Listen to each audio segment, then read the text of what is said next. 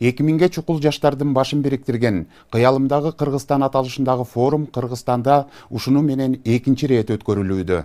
Бул жолу жаштардын ой пикирин, алардын сунуштарын угуу үчүн президент Садыр Жапаров өзү да катышты. Өлкө башчысы Кыргызстандын буга чейинки кыйын мезгили артта калганын айтып, соңку жылдардагы экономикалык өсүүлөр жаштардын жаркын келечегин курууга өбөлгө болооруна кенен токтолду. Аны менен катар өлкөдө жумуш орундарын түзүү, арзан турак жайларды куруу келечектеги негизги максаттарынын бири экендигин баса белгиледи. Садыр Жапаров жаштар форумун өткөргөн соң Бириккен Араб Эмираттарына иш сапары менен учуп кетти. Учурда дүйнөнүн 140тан ашуун мамлекеттеринин лидерлери чогулган климат боюнча бүткүл дүйнөлүк саммитке катышып, климаттын өзгөрүшүнүн кесепеттерин, парник газдарын чыгарууну азайтуу аракеттерин жана башка актуалдуу маселелерди талкуулоого кызуу катышууда. Өлкө башчысы дүйнө лидерлери чогулган аянтчада эл аралык коомчулукту тоолуу өлкөлөрдүн климаттык көйгөйлөрүн чечүүгө багытталган аракеттерин колдоого чакырды. Ошондой эле Садыр Жапаров инвесторлорду Кыргызстандагы жашыл долбоорлорго инвестиция салууга үндөдү. Президенттин Дубайга болгон иш сапарынын урунттуу учурлары кесиптешим Нурзада Сыдыкованын материалында. Өтүп бара жаткан апта ичинде жаштардын демилгелери көтөрүлүп, жаштар саясатындагы көйгөйлөр айтылды. Тагыраак айтканда, Кыялымдагы Кыргызстан аталышындагы жаштардын республикалык форуму өттү.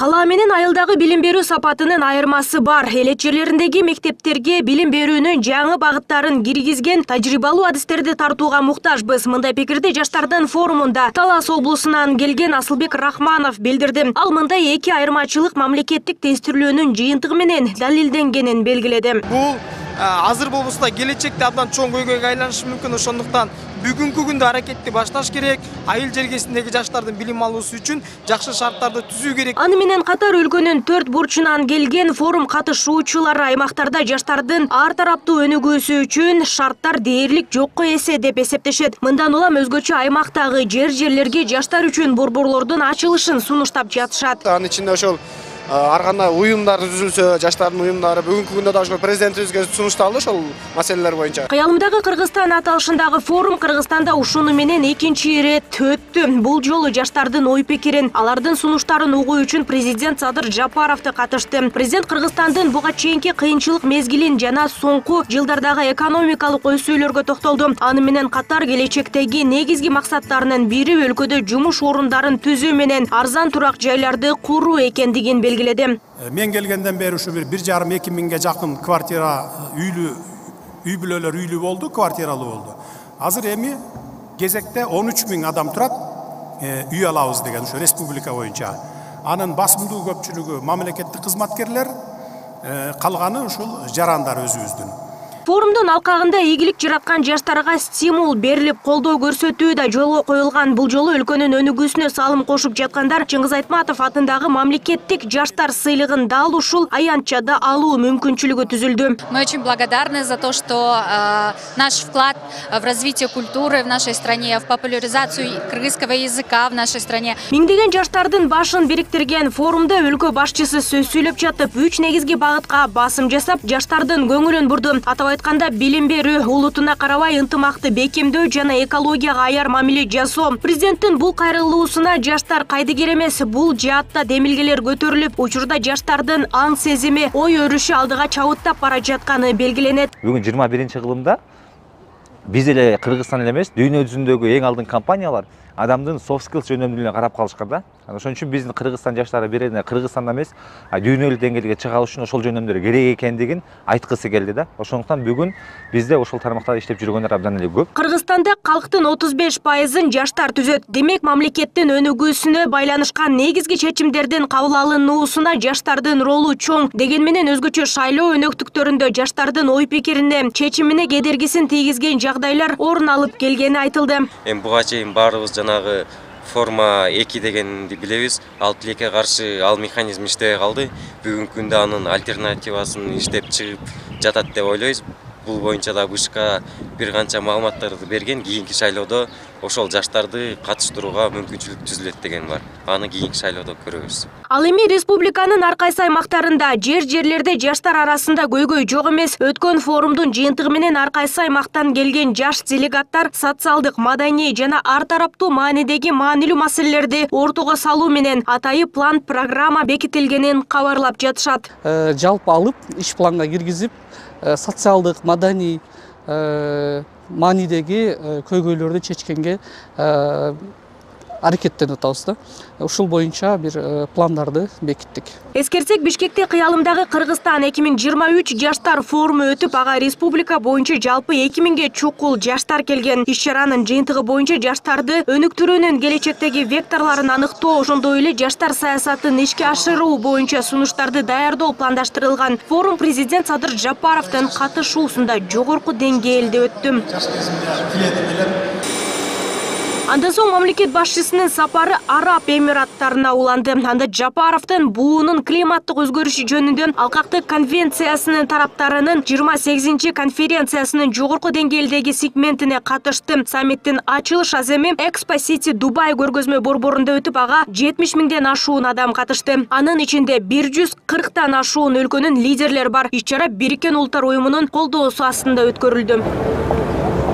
Мамлекет башчысы саммитте сөз сүйлөп, климаттын өзгөрүшү мөңгүлөрдүн тездик менен эришине жана мөңгү баскан аянтынын кыскарышына, кургакчылыктын жана суунун тартыш мезгилинин кескин көбөйүшүнө, адамдардын ден соолугунун начарлашына жана табигый кырсыктардын көбөйүшүнө алып келгенин белгиледи. Бул экономиканын негизги тармактарына, биринчи кезекте энергетикага жана айыл чарбасына терс таасирин тийгизип жатканын баса белгиледи. Ошондой эле бүткүл дүйнө биргеликте планетанын коопсуз жана туруктуу келечегине негиз түзө алабыз деген ишенимин айтты. Биз эл аралык коомчулукту тоо экосистемасынын климаттык жана экологиялык көйгөйлөрүн чечүүгө багытталган тоолуу өлкөлөрдүн аракеттерин колдоого чакырабыз.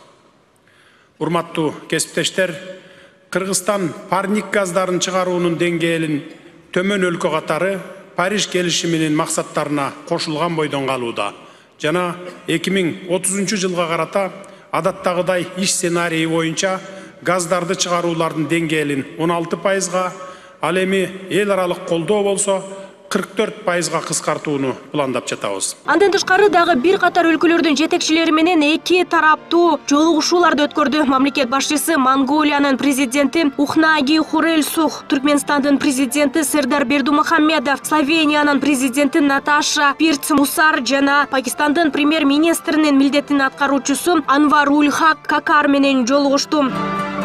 Ошондой эле президент алкактык конвенциясынын тараптарынын 28-чи конференциясынын жогорку деңгээлдеги сегментинин алкагында өткөн глобалдык жыйынтык чыгаруу боюнча жогорку деңгээлдеги комитетинин биринчи отурумунда тоолуу өлкө катары Кыргыз Республикасында климаттын өзгөрүшүнө ыңгайлашуусу темасында сөз сүйлөдү. В октябре этого года Ушул жылдын октябрь айында Бириккен Улуттар уюмунун баш катчысы Антонио Гутерриш Эвересттин жанындагы дүйнөнүн чокусунан сүйлөп жатып, Непал акыркы 30 жылда мөңгүлөрдүн 3/1 бөлүгүн жоготкондугун мисалга келтирди. Ушундай эле абал Кыргызстанда да байкалууда. Бул чындап эле акылга сыйбаган нерсе. Аны токтотуу керек. Тоолуу өлкөлөр эмитен эле өз күчтөрүн бириктирип жатышат. Биз Бириккен Улуттар уюмунун башкы ассамблеясынын 77-чи сессиясында 2023-2027 жылдар тоолуу аймактарды өнүктүрүү боюнча аракеттердин 5 жылдыгы деп жарыялаган тоолорду туруктуу өнүктүрүү резолюциясын кабыл алуу боюнча Кыргыз Республикасынын демилгесин колдогондугу үчүн бардык өнөктөштөргө ыраазычылык билдиребиз.